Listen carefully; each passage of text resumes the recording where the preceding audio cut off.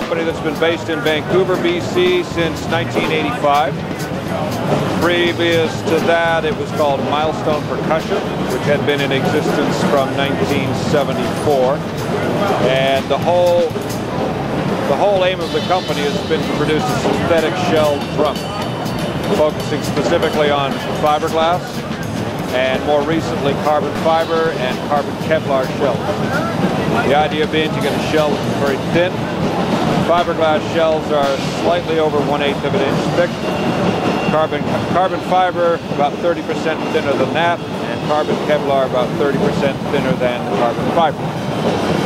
The reason for this being that we want to try and create a shell which is thin as possible, but as strong as possible. It doesn't need reinforcing rings and can sustain whatever tension you might want to inflict on it.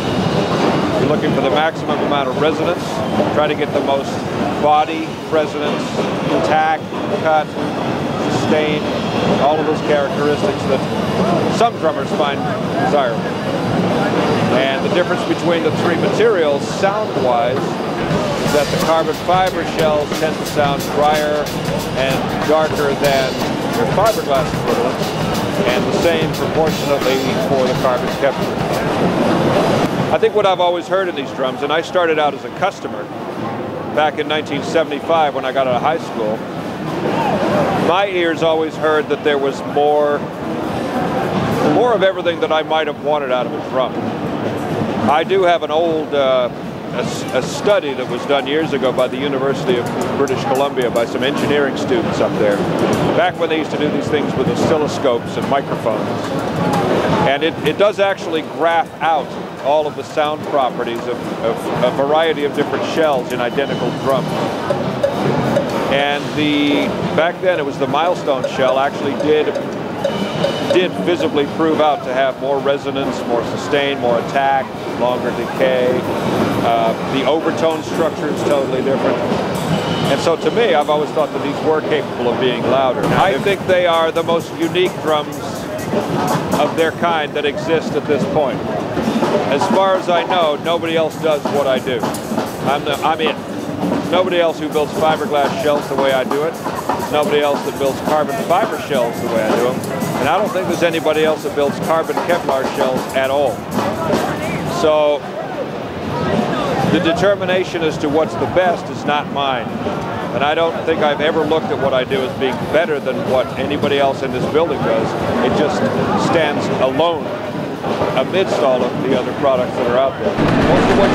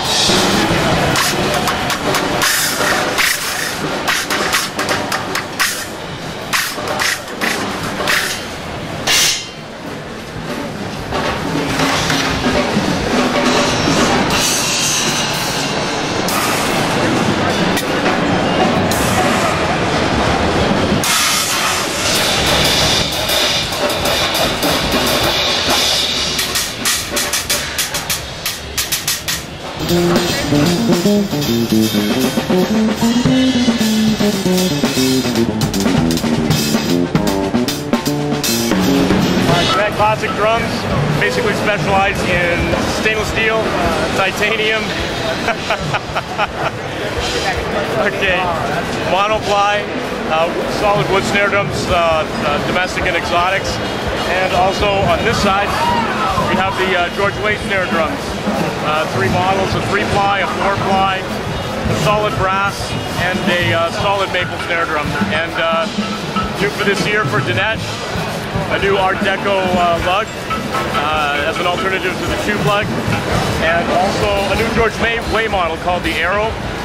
Very lightweight aluminum shell, very much doing very well with it. He invented the swivel nut. He was the first company to wrap something in marine pearl, and invented the parallel throw-off as well as a few other things. Worked for every major American company. He started in Edmonton in about 1913.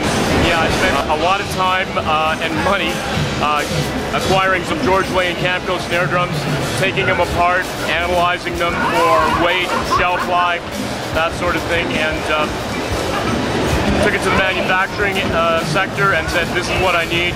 We need to get it as close as we can, and it came back better than expected, so it's been really great.